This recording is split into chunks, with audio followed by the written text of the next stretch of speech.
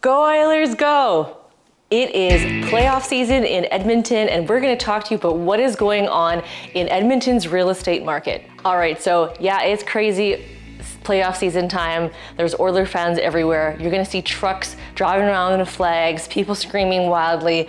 It is playoff time. Our city's excited, and we're hoping for a good result, obviously. So what is happening in Edmonton's real estate market for April? In the month of April, we saw the market have more listings come on the market than they did in March. However, if you look last year, we're significantly lower in terms of inventory than we were last year. And when you look at the sales that we had in single family homes in Edmonton, you'll also see that our April month did better than March. However, year over year, it was also significantly less than it was last year. We're looking about 25 to 30% difference, and it's equating to what I'm observing, about 8 to 10% decrease in value of your home of what you would have paid for or purchased last year at this time versus this year at this time. Now, last year at this time, don't forget that the interest rates were still below 3%. In some cases, they were still below 2%. So that also helped with the sales, but there was a lot more choices, and there's a lot less choices right now and a lot less buyers. Buyers are starting to come back to the forefront, and that's why you saw an increase in activity from March to April.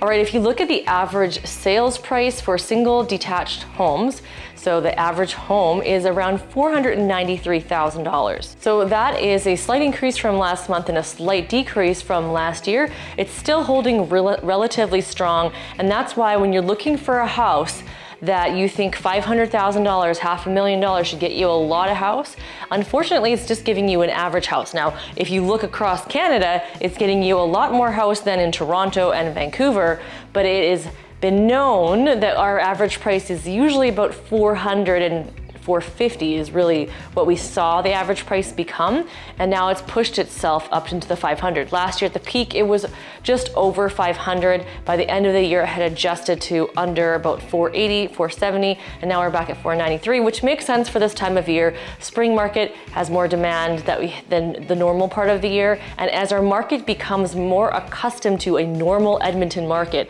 and I say normal because the last 2.5 years were not normal. They were not anything to compare back to because those were not our standard Edmonton numbers. Edmonton typically grows from 1 to 2% every year, not 8 to 10% or decrease by that much and that drastic. So if you take a look at the semi-detached single-family homes, those are the half-duplex properties. These are called semi-detached because they've got one wall connected and the other one not. The average price there is $379,000. So if you're looking at a duplex, that's the price point a lot of people who used to look at single families were looking at. So you're seeing more sales there. And when you take a look at the average price for the row housing, now that's all the houses that are attached with no condo fees, so it's still single family, you are seeing that demand increase as well, and those average prices have gone up substantially as well too. When you take a look at the average row townhouses, they're including the condominiumized ones, so the ones that have condo fees, and you're looking at the ones that don't have condo fees. The ones that don't have condo fees for townhouses, it's a newer product within the last 5 years, so there's not as much inventory as the ones, for example, with the condo fees. That's why you're seeing the average price be at $260,000, and those specifically, that price point is going to be for sure with condo fees. If you're looking for a no condo fee property, you're looking to spend at least $380,000 or higher. We have a lot of people asking if they can get a single family home for under $300,000, so no condo fees, and that is going to be a huge challenge to find here in this city unless you're buying a property that needs a significant amount of work, or it just needs to be torn down, or it's just really old.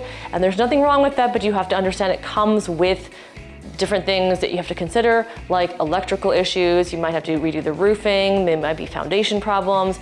The average price point of a single family home that's older, depending on the area, you could still spend in the $350,000, $400,000 range, but again, it could be smaller and smaller than 1,000 square feet. So the average home price is always dependent on what you specifically are looking for, because average home price, when they're doing these stats, they're just clumping everything together. So if you take a look at the average days on market, you will see a significant change and contrast. For the detached homes, we were sitting at 24 days on market last year at this time, and now we're sitting at 43. We're definitely seeing that because some sellers are still pricing their homes too high and they're stuck in last year's pricing. Unfortunately, that is not happening. The buyers are not putting up with that pricing, unfortunately, anymore. They're looking at what's sold in the market, and you usually look back 60 days to 90 days, and you will see the trend. And even earlier this year, they were looking at the numbers from the end of last year, which were not favorable at all. The pricing has increased over the last few months. As long as you price your home properly, things are still moving. We're still seeing strong multiple offers if the house is priced. Now, how do you get a multiple offer with your price? You don't need to price it significantly lower. Now, your feelings may think that it's significantly lower, but the market value is here. If you price it just slightly under market, you will likely, in this market in spring, get more than market. And there's no guarantee, but that's typically what we see. If you price slightly over market value, you're probably not going to see the activity that you want. You might still see some activity just because the market is so slow and lacking in inventory. We talk about this every week on Tuesday when I do my live updates, and we see in Edmonton, St. Albert, Shore Park, and Spruce Grove that the properties and things that are going pending, it doesn't change week to week. Now, Shore Park is a very strong market, and we're seeing that their numbers are still the same as they were last year at this time. Spruce Grove is starting to beat its numbers from last year, and so we're seeing a lot of just variables. Edmonton is still, not doing as well as it was last year, but things are starting to adjust. So in Edmonton last month, we had a property sell for well over $2 million, $2.625 million to be exact. Do you have any guesses of where that property would be? It was actually in Windermere. It was a house over 4,000 square feet. That's above grade. For anyone watching that doesn't understand that, we don't count the basement level as well. Now, there was 2 other properties that sold over $2 million in April. The other location was Windsor Park and in Glenora. So those 2 areas are very well known for high-end character homes, large lots. Windermere is just more of a newer area, but the Glenora and Windsor Park are more the classic traditional high-end properties and well known for that. So if you have any questions about the market, if it's time for you to buy maybe your $2 million house, or maybe you're buying your first home or your starter home, just let us know. We'd be happy to help. We'll talk to you next month, and hopefully we will have some good news about the Oilers.